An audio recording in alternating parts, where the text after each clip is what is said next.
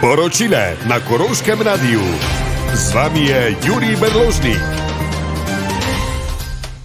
Pozdravljeni! V Nemčiji vse več supermarketov uvaja tako imenovano tiho uro. Enkrat na teden v prodajalnah za 1 uro izklopijo zvočnike, da lahko stranke v miru nakupujejo. Ob tem sem dobil idejo in sem svoji ženi predlagal, če bi tudi ona morda enkrat tedensko izklopila svoj govorni organ in mi na tak način podarila tako imenovano tiho uro. Predlog ni bil sprejet. Namesto tako imenovane tihe ure sem dobil tako imenovano jezikovo župo. Pa še skok k enemu od biserov Koroške na Ivarčko jezero. Tam je sezona na vrhuncu, žal ne turistična, pač pa sezona razmnoževanja žab.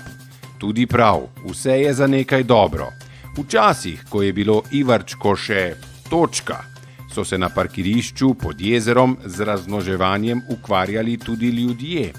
Dandanes se pač s tem na Ivarčkem ukvarjajo bolj ali manj samo še žabe.